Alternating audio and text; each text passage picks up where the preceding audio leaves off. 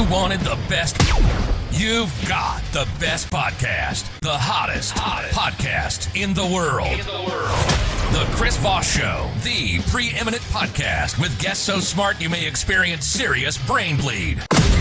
Get ready. Strap yourself in. Keep your hands, arms, and legs inside the vehicle at all times, because you're about to go on a monster education roller coaster with your brain. Now, here's your host, Chris Voss.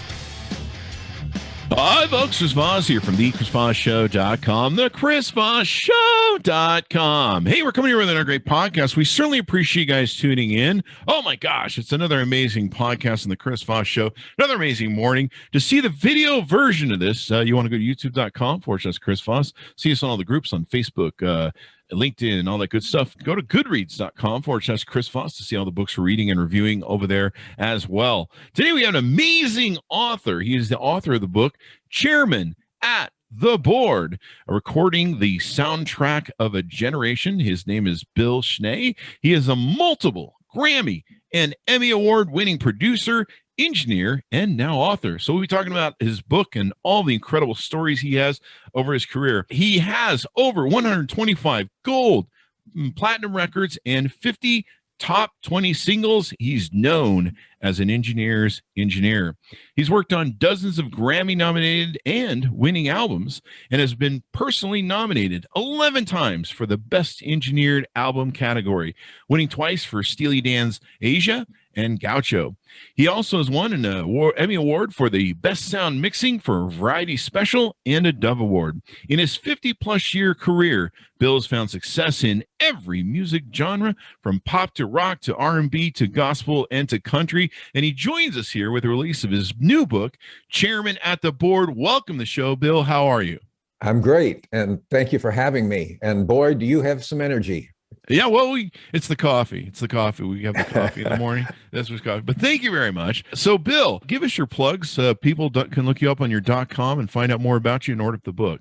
That's pretty simple. It's BillSchnee.com, Bill, SCHNEE.com. There you go.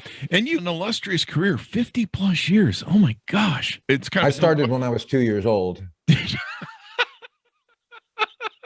I love it. It seems like a dumb thing to say because with all the accomplishments and career length that you have, but what did motivate you to write this book? Over the years, I've been very fortunate to have an incredible career, and I love telling stories. At a certain point in my career, in fact, I thought, why did I do music? I should have done movies. I should be a director. But I love telling stories, and I've been telling some of the stories to friends and whatnot over the years of what I've done, and they would inevitably say, why don't you write a book? And I thought maybe, but as I thought about it, as time went on, it was like too self-serving. It would just be a lot like I did this, then I did that, then I did this, then I did that. And it was an artist producer that took me to dinner after finishing an album, a Brazilian album. And he said, how'd you get started? And I started telling stories. And he said the famous, why don't you write a book? And I said, yeah, I know. And he said, but seriously, the music business as we know it was born in the 50s, grew up in the 60s, and peaked in the 70s going into the 80s. It was a very short time, a very iconic time, never to be repeated again. And then the magic words, and you were there.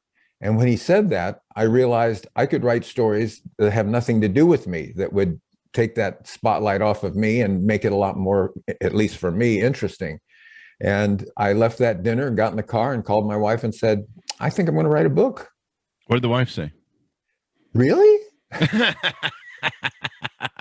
She was like, get you out of the house for a week or two. That's awesome. So give us an arcing overview of the book, maybe just an overview of it, and then we'll get into some of the details. The overall arcing would be pretty simple because it's a memoir. And so It does start with my beginnings. Figured people should know something about where I came from and why music interested me and so on. And then I've been very fortunate that I popped, as it were. I became successful rather quickly. And so from there, it just starts going and keeps on going. And you named the title of the book is called Chairman at the Board. Was there a reason you chose that title? I just thought it was a friend of mine gave it to me as a suggestion, and I just thought it was an interesting title. Takeoff, obviously, on chairman of the board, but because of my reputation and being at a recording console, which are known as boards, just thought it was a great title. Then the publisher took another one of the titles that was up for consideration and put that as the subtitle, recording the soundtrack of a generation. You should have sued. And it mentions in your bio that you're an engineer's engineer. Can you expand a little bit on that title? Just that I find myself rather highly respected by some of the best engineers in the world, comments and whatnot over the year. And in fact, I asked several of them to give me their endorsements, which are on my website by, like I said, what I think are some of the best engineers in the world. There you go.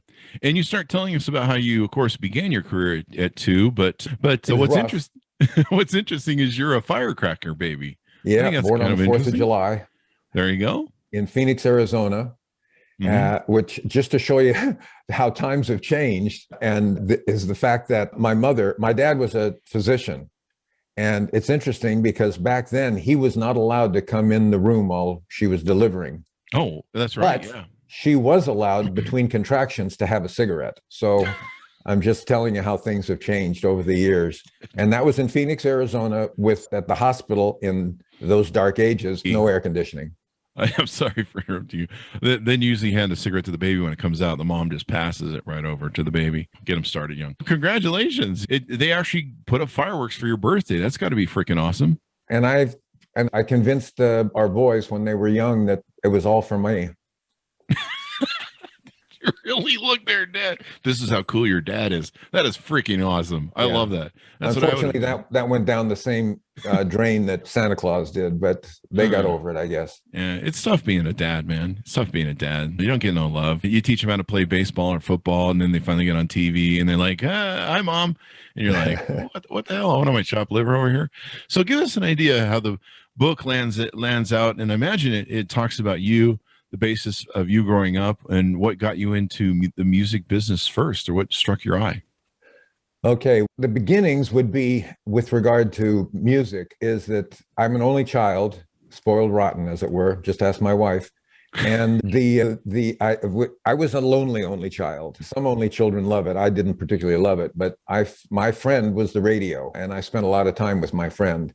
And in those days, again, showing the age, in those days, disc jockeys held all the power, and they played whatever they wanted to play. Now, certain disc jockeys would be known for certain genres of music or whatnot, but they didn't have to stick to it. They played whatever they wanted. They just heard something wherever, they pop it in, even if it wasn't in their genre. So you got a wide variety of music to listen to. And so I started music lessons when I was young, first on the trumpet, then I jumped to sax, and then jumped to keyboard. And that's what kind of stuck with me. And then when my parents moved to Los Angeles for my senior year of high school, I met some guys that were starting a band. And I said, hey, what about an organ? Would you guys want to put an organ in the band? And they said, let's try it. And so we got together and started writing some songs. And it came pretty natural. And we were having fun with it, playing at all the places back in those days that you would play, which would be a bowling alley or a sock hop or something. And we finally saved up our pennies and went to a local recording studio and recorded 4 demos of our songs. And one of the mothers knew somebody who knew somebody that was in the music business. And so it got passed over to him. His name was Gary Usher. Gary was actually good friends with the Beach Boy Wilsons. In fact, wanted to be a Beach Boy and didn't make it, but he did write In My Room and 409 with Brian. Oh, wow. Yeah. And so I was a huge Beach Boys fan. So when we went to meet him, his office at that time was in the Capitol Records Tower, where the recording studios and so on are. And so I was really excited to go there and see the studios and whatnot. And we met with him, and he talked about our demos and liking our songs and whatnot, and then took us down to the studios to see them. That was the first time I was ever in a real professional studio. And I said, wow, is this where Brian records? And he said, no, he records across town at an independent studio, Western Studios. But he offered us a deal he had just made a production deal with Decca Records, and he offered us a recording contract. And we got our parents to sign. We weren't old enough, we weren't 18 yet. So our parents had to sign for us, and we got the deal. And we went into Capitol Studio B and did our first recording sessions. And on that session, he brought in a session guitarist to augment the band, an extremely talented guy named Richie Podler, who would go on to produce and engineer Three Dog Night, almost all the Three Dog Night records, and Steppenwolf, Black Oak, Arkansas, Iron Butterfly, big, long list of credits. And he played on our song. And in those days, it was very common. You signed and you did 4 sides, and they put out a single or 2. And if one of them hit, you ran in and finished an album. We never finished an album. So we got dropped right after the second single. And I went to visit Richie at his, at that point, newly built studio, and told him what had happened. And he said, you guys were really good. I can get you a record deal. Go see this guy, Mike Curb. He's going to go places. And for those of you that know anything about Mike Curb, he went places. But so we started again with a new label and Richie producing us. And it was, that was my aha moment. The first session that we did with Richie, we went out and cut the track, came in to listen to it. And I looked up at the speakers as it was playing, and I'd never heard our band sound like that. There was an emotional quality, emotional added content emotionally that just from the sound is what I perceived. And when it was over, I just turned to all the equipment and I said, can you teach me how to do all this? And he said, no, I'm teaching Cooper. Go out and do another take. Oh. But that was the aha moment. That's when I knew I want to do this. Wow. That's awesome. That's awesome. So how did you find your way into making that transition to learning the board and learning how to be an engineer? I went off. I was still living at home with my parents. And one day I'm driving down the street where we lived and I saw a new recording studio. And this was a suburb of Los Angeles that was a strange place for any kind of quality studio. And don't worry, it wasn't a quality studio. But I went by every day knocking on the door, and there was never anyone there for a week and a half until finally the owner opened the door, happened to be there. And I went in and said, can you teach me all this stuff? If you do, I'll sweep the floors. I'll do whatever you want. Wow. Help you with sessions. And he said, okay. And this was not a real studio. Like I said, it had egg cartons on the wall for sound absorption. It had just a door and a window in a wall, as opposed to real studios have double walls for isolation. We only had 2 professional condenser microphones, and it was 2-track with a 2-track mixer that had no equalization, no tone controls, and only a Fisher space expander spring reverb, like in a guitar amp, for echo. But the good news was the clients that came in, everything had to be live. It was just 2-track. So you had to mix everything live. And as I would later learn, that was a great way to learn. But that's how it started. Within 6 months, I was doing all the sessions because he thought I was better than he was. Wow. And about a year later, he said, we're moving to Hollywood. I said, what are you talking about? And he said, I found a place in Hollywood, an empty studio, and we're going to move there and put the equipment in it. I said, I'm not ready to go to Hollywood. And he said, we're going to Hollywood. And much to my chagrin, we went to Hollywood. And there I continued to work with less than talent almost always, although we did pick up one client, a country client that would drive down from Central California. And those were the most professional sessions I ever did there. With one exception, which is the most bizarre thing. The first time I ever heard anything I recorded on the radio was, of all things, a Toyota commercial. And I didn't know I knew so little back then about the business. Now I can't help but wonder, why in the world did an ad agency go to that studio with a young kid doing the recording for something as important as a Toyota commercial? Mm-hmm. But they did, and that was pretty exciting hearing it. Anyway, now, what time context was that in? Was that in the 70s or 60s? That would be 1970. Okay. Yeah. They were just coming, Toyota was just barely coming to market, I think, back then, weren't they? Yeah. Or were they?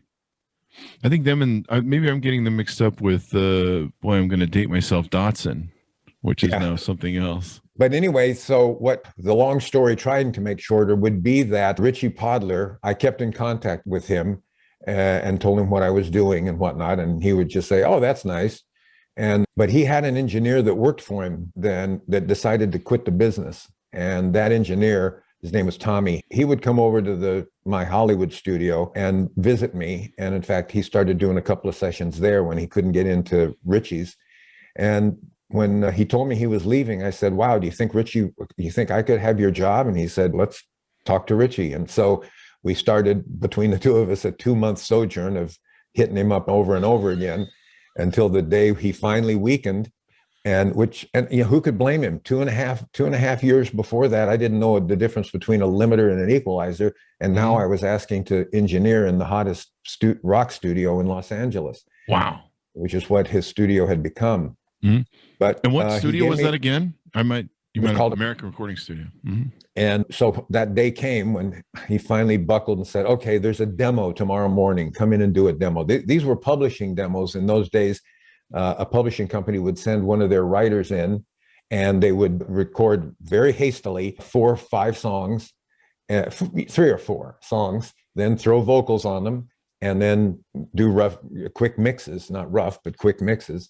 And that would give them the tape to go make acetate discs that they would, in those days, send to the different artists to record my song.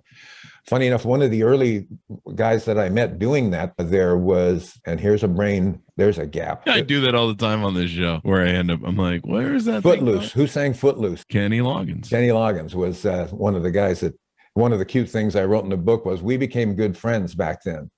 He was starting out, I was starting out. And what was interesting is that back then, my apartment was $125 a month.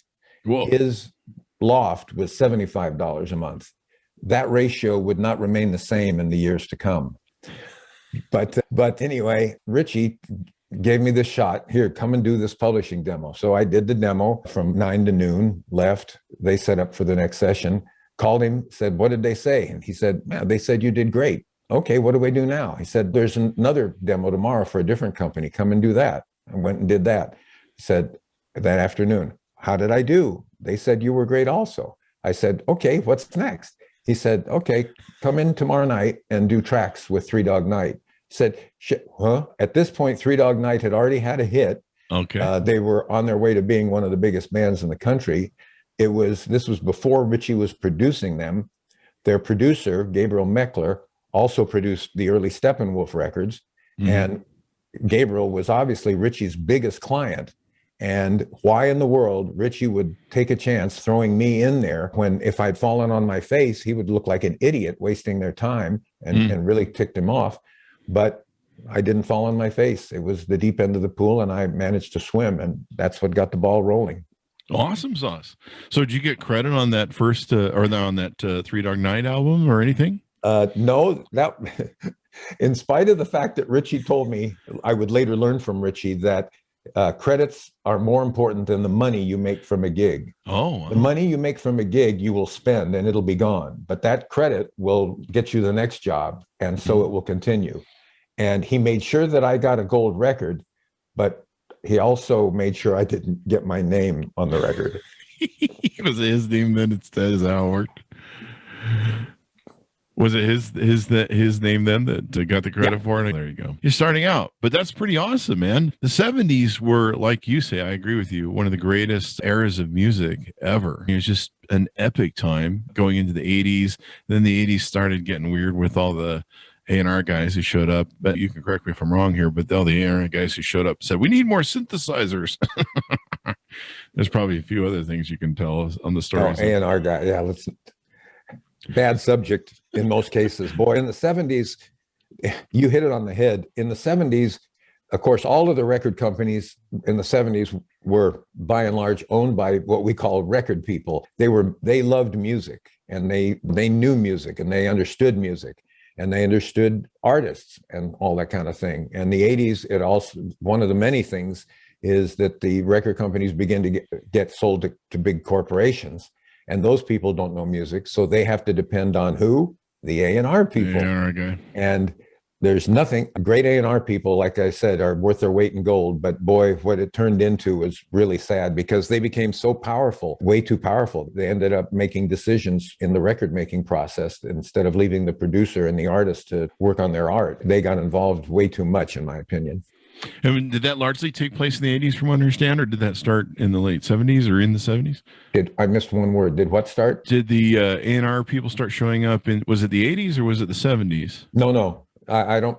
If an A&R person showed up in the 70s, it was a positive thing in all of my dealings. They would show up just to hear playbacks and stuff. How's it going? I'm coming in tonight. How's it going? That kind of thing. But they might make a suggestion, but it wasn't the power that started in the 80s into the 90s where they were running the show. There was a certain brand of recording console that came out of England called a SSL, Solid State Logic. And this console had, among other things, a compressor, a limiter on every channel, and one on the stereo bus with a very unique sound, shall we say.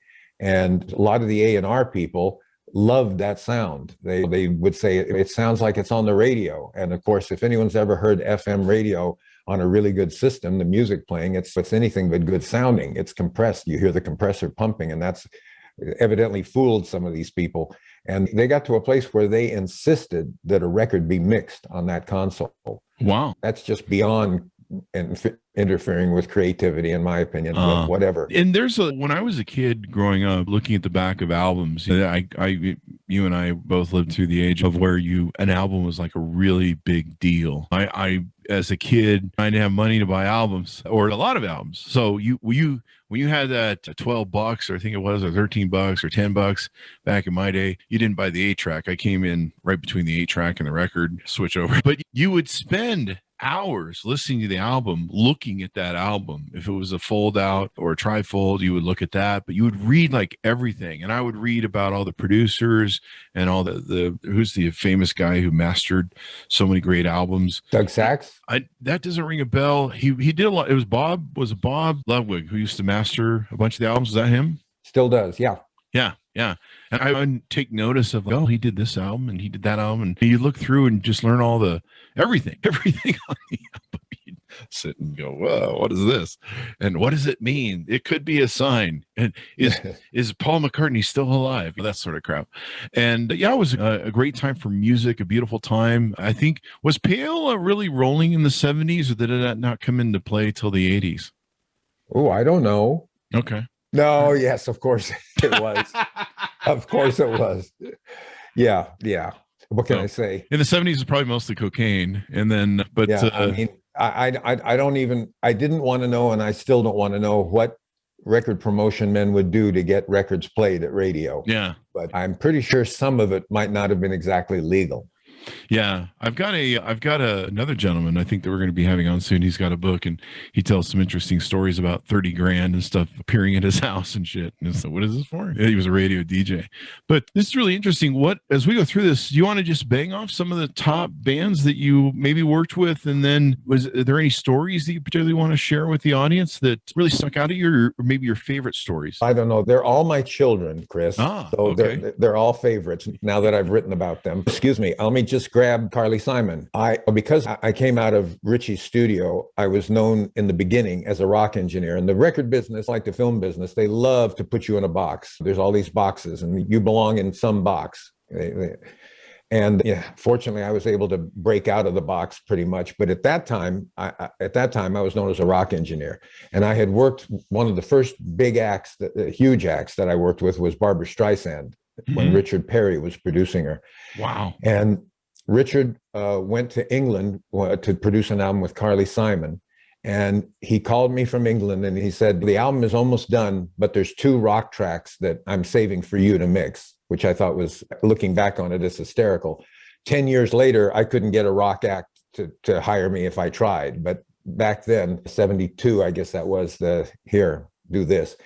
And so that was interesting. So he came and I did that and met Carly, and like a lot of guys, fell in love with her. And he went on to have me, why don't you try this, try and mix on this one, and then try and mix on that one. And I ended up mixing the whole thing. But it was pretty wild and that was the first really super creative artist I'd ever worked with. Still to this day, that No Secrets album, that's the album that has You're So Vain on it. Some of the songwriting on there is just wonderful. Yeah.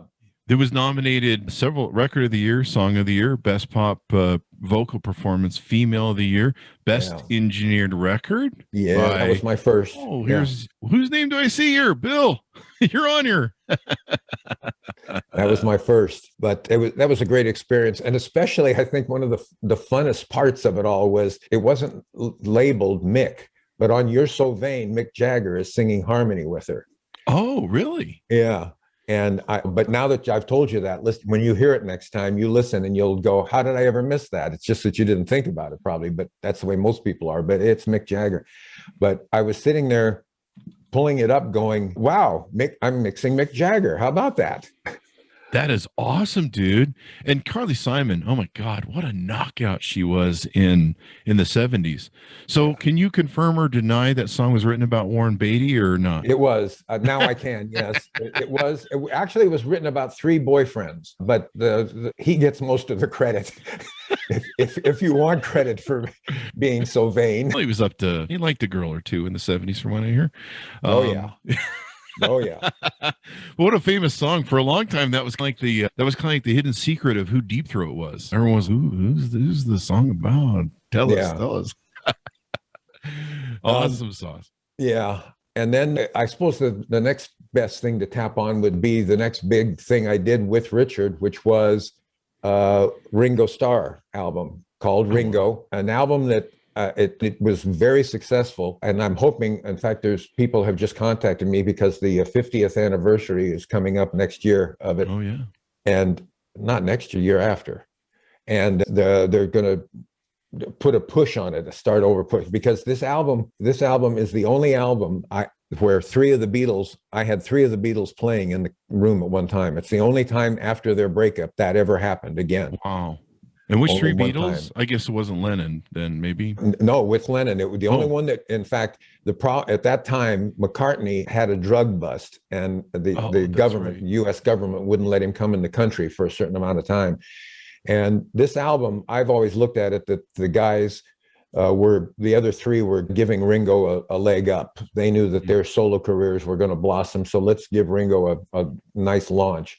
And I'm pretty convinced that the bad blood between Paul and John had calmed down enough that if Paul could have come in the country, there would have been a full reunion. But, wasn't that in China or Japan that he had that bust? Or am I not remembering? Well, he might have had more than one. But true. I thought it was here. I thought it was something. Maybe it was here when he was leaving the country. But and so we ended up going to England to record Paul's song. He wrote a song for the album as well. But yeah, as I set up for the first session with Ringo and walked into the studio, and there's a flight case that the drums had been in with Ringo Starr, the Beatles written on it. And then I walk over to the drums, and it might not have been the same kit that he played on their records, but it was still Ringo's kit. And so it was a pretty exciting moment for a young man.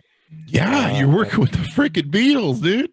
That's awesome. And then as I remember writing, then over the weekend, after the first week, Richard called and said, by the way, John's coming in on Monday. That's when we would have all 3 of them, 3 of the 4. And that was one of the most magical nights in my career. Wow. In fact, I remember thinking when that album was over, it's all downhill from here. Certainly it hasn't been all downhill. But that was a very special night. And I think for them as well, needless to say, we started the album with just Ringo. George came over a couple of days later and listened to what we had cut and was very complimentary, and then overdubbed guitar and a couple of things.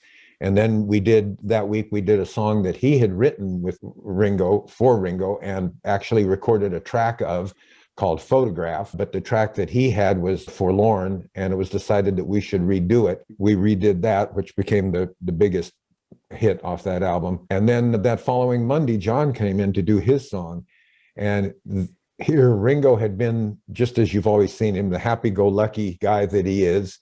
And then when John came in, it was like all eyes were on him. It was just obvious what was going to happen. We would be done with the song when John said we were done, and he ran the session. And of course, it was a little nerve-wracking for them because they hadn't been together at that point for almost 3 years in a studio, a little more than 3 years in a studio, probably. So it was a little, I didn't sense nerves, but it was tense. It was tense.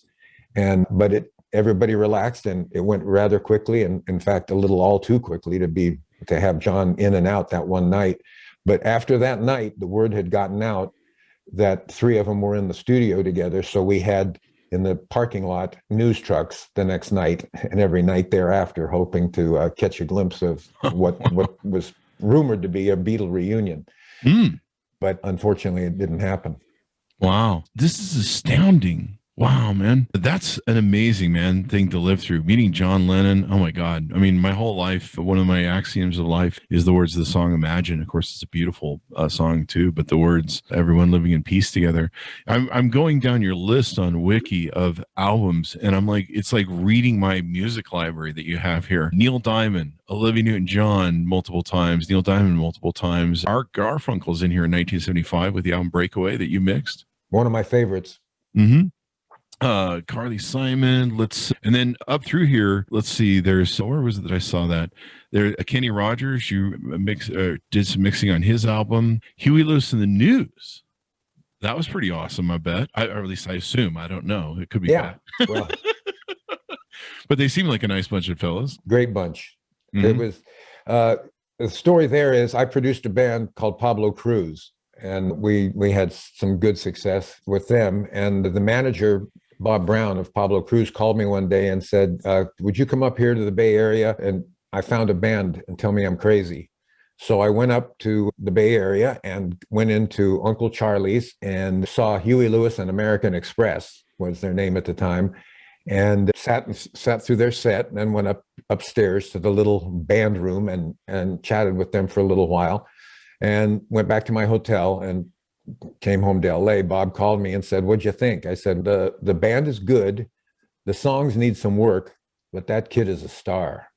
Wow. And he said, okay, why don't you start, working with him and let's see what happens. And so I did that, and we went into a studio in San Francisco called Different Fur and did some demos of their songs, which at that time, they were very new wave. There was that movement that was going on, which included a lot of eighth notes. Wasn't my favorite thing, whatnot, but whatever. And we did the demos, and Bob took them and got turned down by every record company in LA. Wow. Until Chris Ellis of Chrysalis came up to San Francisco heard the band and saw what I saw. And because to see them was to love them. It was just the energy, and Huey just was very commanding. And he signed them, and we did the first album in LA instead of San Francisco, thinking that it might be a creative turn on for them. We ended up getting a house in Laurel Canyon, being the famous place in the 60s where so many artists lived, and it was just a creative wealth of talent. And we got them a nice house there and for them to live. And funny enough, I took Huey to see my old digs, which was American Recording, and he fell madly in love with the place and wanted to do the record there. And I just went there to show him and have him meet Richie and see the place. And by then, I had developed my own style of recording and everything with regards to tools and stuff. And so I was not exactly jumping up and down about wanting to do it there, but his energy, he's like a steamroller. When he gets excited about something, you got to get out of his way. So anyway, but yeah, just a fabulous guy. And may I say this right now, how sad it is, those of you that don't know, that poor Huey has contracted Meniere's disease, which is which does not allow him to hear pitch, of all things. Wow. I speak to him still, and he's talked to some of the best doctors in the world about it, and the most they can say is it may change. Jeez, it's one of those things they don't know anywhere near enough about yet. That's just heartbreaking. I loved all their albums, and I think discovered them with News, but then the first two albums and stuff. Chrysalis had a lot of great artists, I think. Didn't they eventually get bought out by Arista? I don't know. It's been a long time with my old brain. There's some people you work with that were interesting too, Steely Dan, and then the Jacksons. And I see also here, I lost track in the list, Whitney Houston. Yeah, as far as Whitney Houston, one of my favorite R&B artists was Teddy Pendergrass, who unfortunately got in a very serious car accident and became a quadriplegic. And I didn't work with him in the glory days, but I mixed the first album he did after the accident, which was not the Teddy Pendergrass of old, because singing from a wheelchair, whatever other damage had been done, he didn't have the power he once had. But the producer, we were finishing a mix and I was about to start another one. He said, okay, well, I've got a session across town. There's a duet on this album and I'm going to record the female duet partner. And so he took off and I went on to the next song. He came back several hours later and I said, how did it go? And he said, oh my gosh, this girl is drop dead gorgeous and sings like a bird. And I said, wow, who is she? He says, she's unsigned. Her name is Whitney Houston. Holy wow. And I later found out she actually was signed. Clive had already signed her. He signed her the year before that. He signed her so no one else could. Mm-hmm. And if there's anything Clive has been great at, it's finding artists and developing them. And boy, he did a masterful job on her. He really did all the legwork and heavy lifting that it would take to make the superstar that she became out of her. But that song was on both albums. It was on Teddy's album when it came out, and then a year and a half later on her first album, which I also mixed several of the songs, 2 of the 3 big singles on. So, and that album just went through the roof. What was that like? Yeah, but by that point, I had done enough big albums and what I say, it's just wonderful. It's so exciting to get the charts and see how they're climbing and whatnot. If you want a good story of excitement, I can tell you one that put the hair on the back of my neck straight up. Okay. Quite a few years later, I did a few things with her over the years after that first album, but quite a few years later, she was about to do her first movie, The Bodyguard. Yeah. And producer David Foster, did all of the songs in the movie that she would sing, supposedly on stage. And she plays an artist. Those of you that don't know, she plays an artist. Funny enough, typecasting. She plays a big artist in the movie and has this relationship with her bodyguard. But David called me and said, for the closing song of the album, of the movie, she's on stage and it's a ballad. And she doesn't want to lip sync. All the other songs, when she's on stage dancing around with a mic, you can't tell she's lip syncing. But this one, the camera's going to be right in her face, and she wants to sing it live.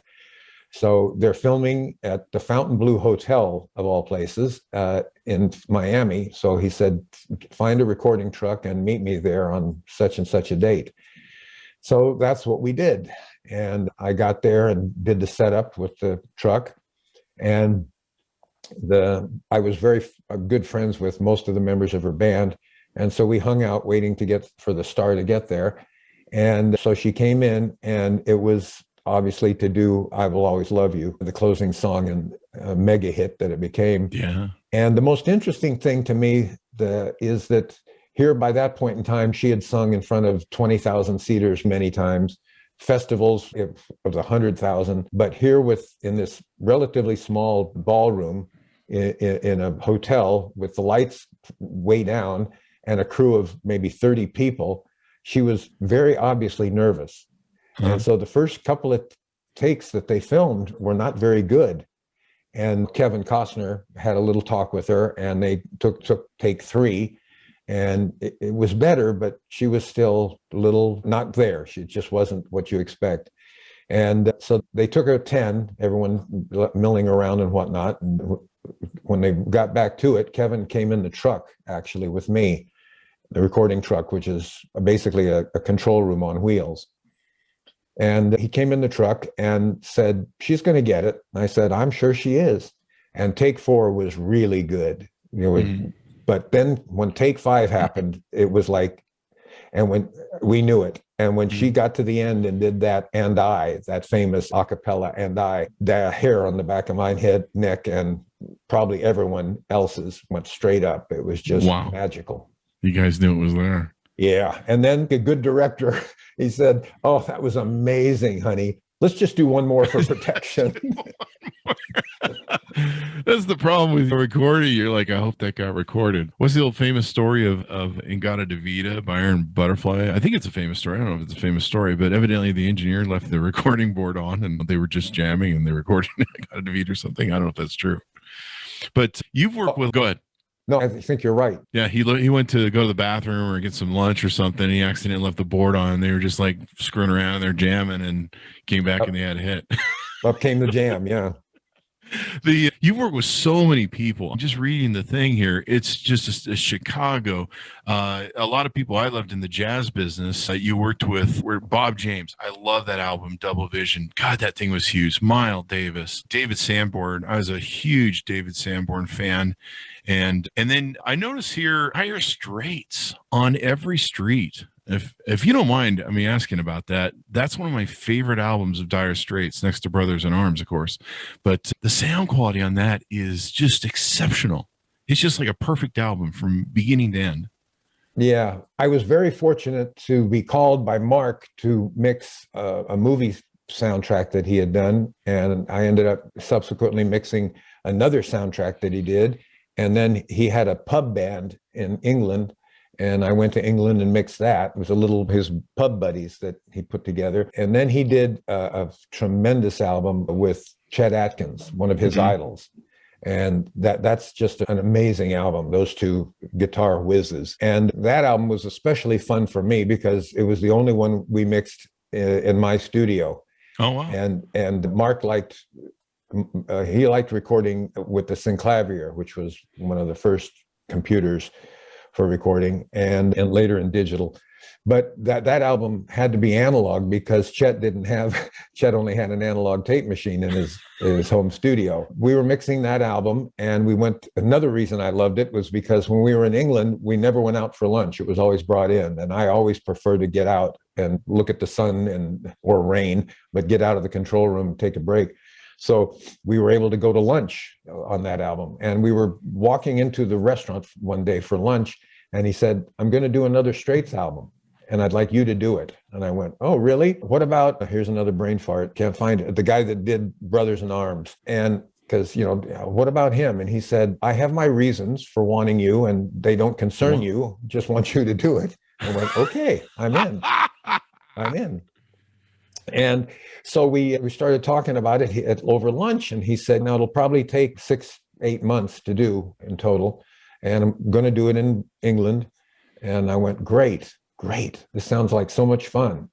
And I went home that night, and as I started to tell my wife the great news, as I was telling her, I should say, it dawned on me, wait a minute, this isn't great news, being gone from home for 6 to 8 months. I had 2 young boys at that point, and I had a recording studio that I ran. How does this going to work exactly? So I called the manager the next day, and I said, I'm thrilled what Mark has asked me to do and whatnot, but I've got to be honest, I'm going to have to move my family to England. And so the only way it really makes sense for me is to get either production credit, work on it with him as a co-producer, or at least some points on the back end. And his manager said, "Okay, let me talk to Mark." So he talks to Mark and calls me back the next day and says, "Mark doesn't really want to do that." And I went, "Oh, I'm really sorry. I can't do it. I just can't then." And he said, "Oh, nuts." And about 3-4 days later, he called back and said, "I've got an idea. Why don't you come to England and do the basic tracks? That shouldn't be any more than 2 weeks, 3 at the tops. And show Mark your involvement. He knows that you've produced big records, but show him what you could add to the pie, as it were. And maybe you can change his mind." And I said, "Okay, let's do that. So that's what I did. And it was especially gratifying to me because Jeff Porcaro, a name that most of your listeners probably don't know, but he was, if any of a drummer, you just say Jeff Porcaro and watch their eyes. He was my favorite drummer by far. He and I were very close friends, and just an amazing talent.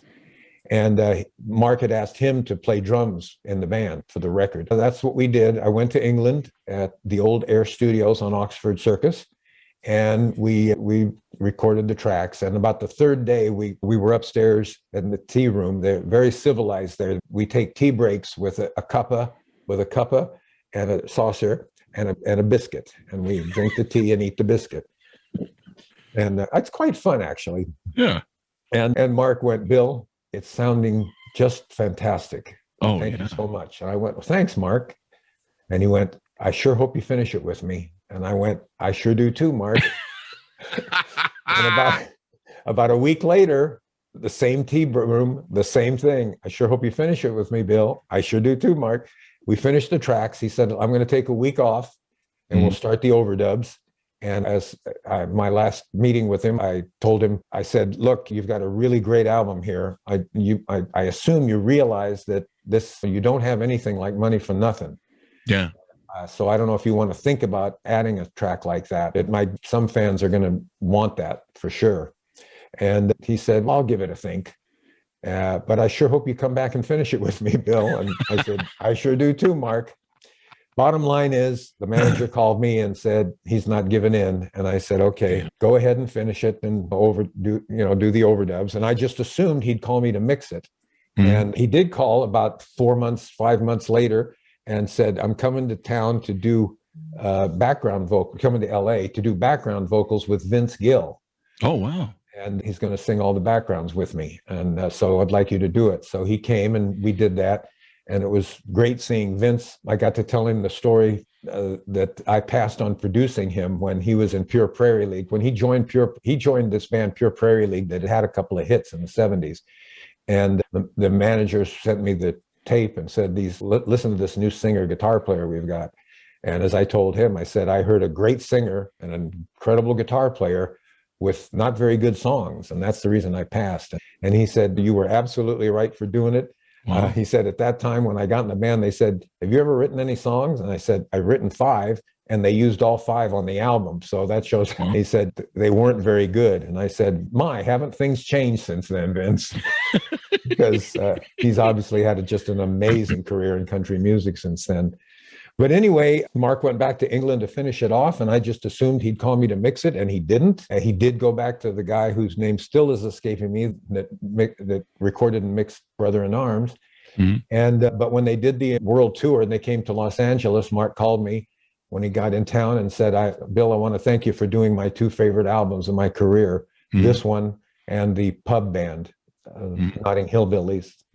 Those are my 2 favorite records. Wow. Thank you, Mark. And there you go. And I couldn't believe, and I still can't believe that he would punish me for not letting him have his way. But the great part, of the whole idea of lemonade out of lemons, when I started writing the book, I bought a laptop. And I don't know how far in I was to writing it, quite a ways. But 6 months into this laptop, the solid state hard drive went bad. Now, of course, everything is on the cloud, except as I found out, that had stopped working for some reason, like 6 months earlier. But of course, being that I work in computers every day, I knew to have a second backup on a thumb drive, which I did, but hadn't done in about 6 weeks, 2 months. So I did lose that much. So the good news is when I got the computer back, I had no choice. I had to start. And the first thing that I had lost was everything about Mark Knopfler and Dire Straits. Oh, no. And so the first thing I did was get on the internet to look up Mark Knopfler to get some dates. And I saw that he was coming to Los Angeles on tour. And so I got word to him that I wanted to see him. And we got together and had a great time, just a marvelous time. And because it had felt very strange there for that 10-year period that I never asked him and I never will, but we just picked up where we left off. So it's wonderful. He's just an incredible man. As I put in the book, he's one of these people like David Gates of Bread that if you met them, you'd never know in a million years that they were incredibly talented and sang in front of hundreds of thousands of people. He's done work on so much stuff. In fact, just like 2 or 3 days ago, I was listening to Gaucho and I was testing out some new speakers that we have because we do a lot for speakers and stuff. Uh-huh. And I was sitting there and I really love Time Out of Mind. I just love it really makes it like a feel good sort of track. And the other tracks are, awesome. The whole album is just wall to wall great. But I was like, man, I really love the song. And one of the interesting things about this album with the Dire Straits album and a lot of Steely Dan and any great album that I've ever gotten is the music and the sonics. I'm not even sure what the right verbs are for the ambiance, and you probably know better than I do being an engineer. Just the sound quality, the richness just washes over you and just so compelling that there's sometimes where I've taken years to learn the words. Like I'm just singing the words. And every now and then the other day with Time Out of Mind, I'm like, I should sit down and find out what the fuck this song is about.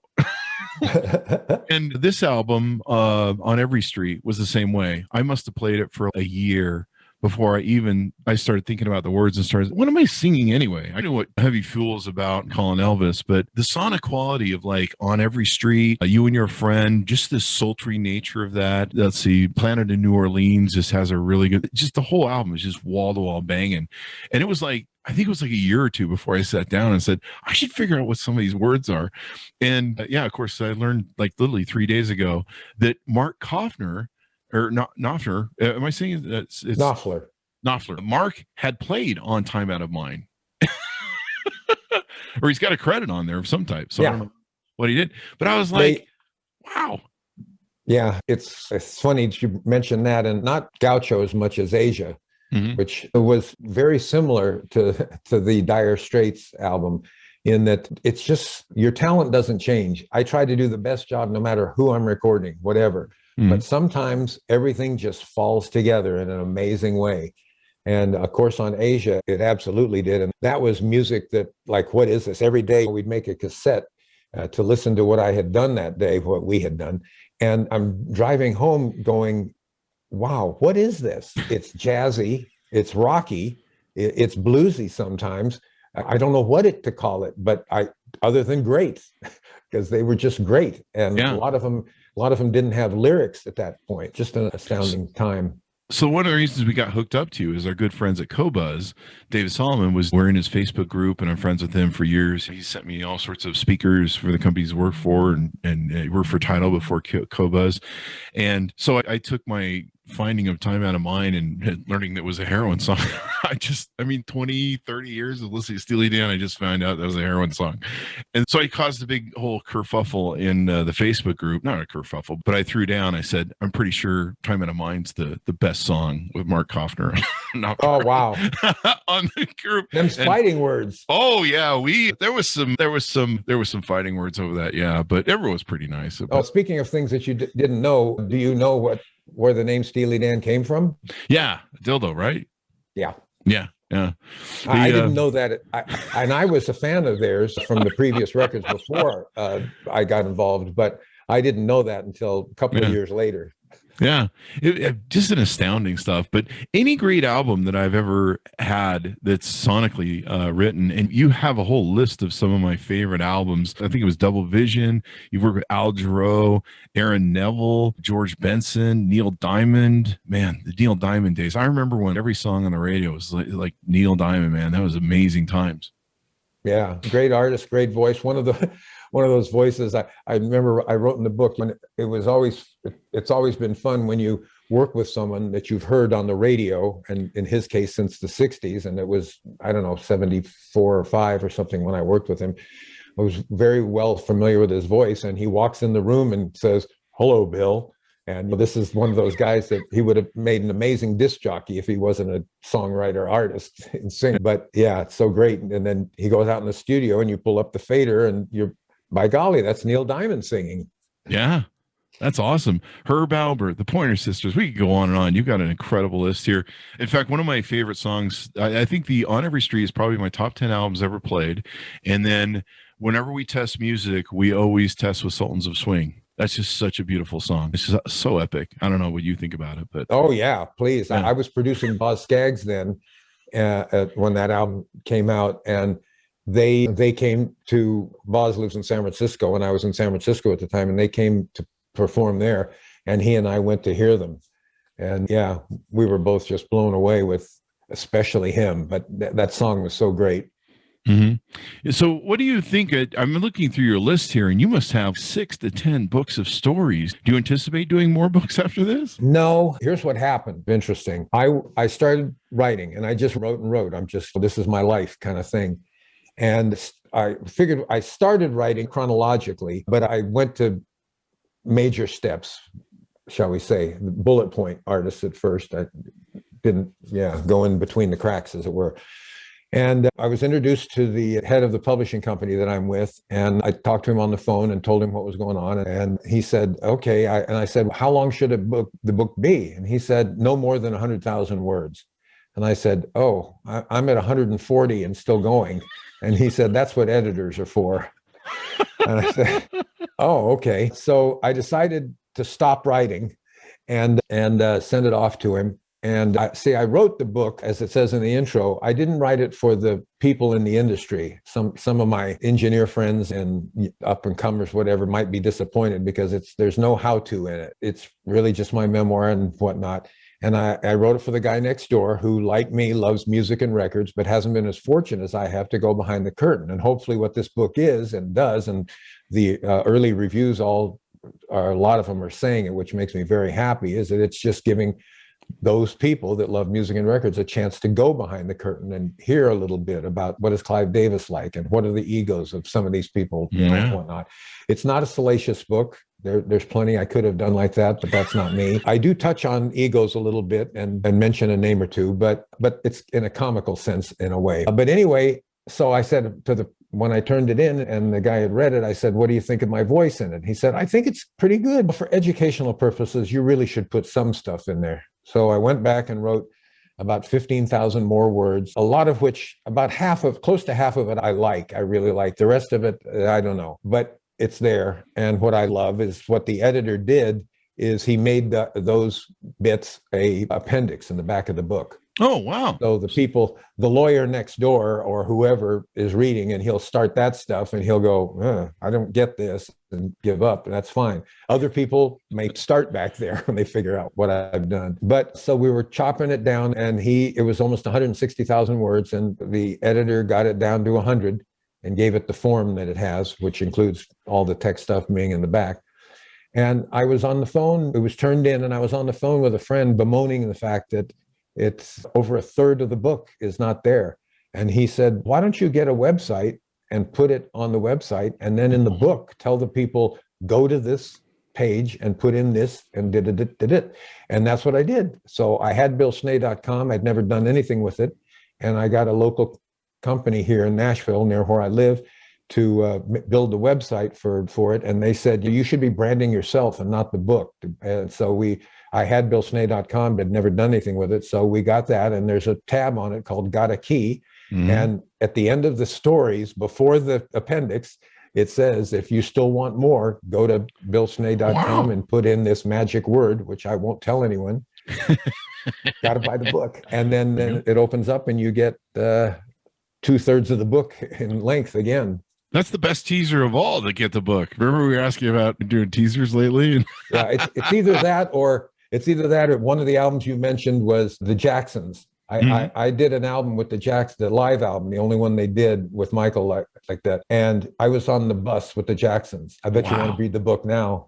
Yeah. I tried to cue that out of you earlier, but that'll do. That's a good tease. Yeah, I was just looking at your site and I noticed the Got a Key thing early on. What was funny was I was sitting here, I hit the mouse button and it scrolls like all the album covers of all the work that you've done. And this is like my childhood right here. Boss Skaggs, Ringo Starr, look at Pablo Cruz, all these great things. It was moving a second ago. Maybe I stopped it somehow, but this is awesome. This is an extraordinary book, extraordinary time, probably the best time in my opinion, maybe of music ever. It's hard to say because we grew up in there, so we're prejudiced, I guess. But it really was, I think. I don't know. Yeah. We'll go with that. I mean, yeah. Undeniable. There we have it. It's been wonderful, Bill, to have you on, and thanks for sharing some of your stories. Sorry if I got a little too dire straitsy on you with the whole that's fine stuff. But it was serendipitous because I really 3 days ago, if you go look in the Cobuzz Facebook thing, I'd been listening to the song and I was just really kicked, and then I pulled it up on my Rune and I was like, wow, Mark was on this. Oh, and then I started a big fight, and David was so thanks to Dave and our good friend at great good friends at Cobuzz for helping us out with hooking you up with your thing, so I didn't have to go hunt down your agent. So great. And you should probably check out his interview with Cobuzz. I'm not sure where to go get it, but I think it's on the interweb somewhere, or YouTube for Cobuzz's channels or something. So we'll give a shout out or link to the Cobuzz thing. As we go out, anything more you want to plug on the book or give us? No, not that you've covered quite a bit, it quite well. Yeah, I'm just going to listen on every street like for 5 hours now. So thank you very much, Bill, for being on the show. And give us your plugs one more time so people can go look up the book.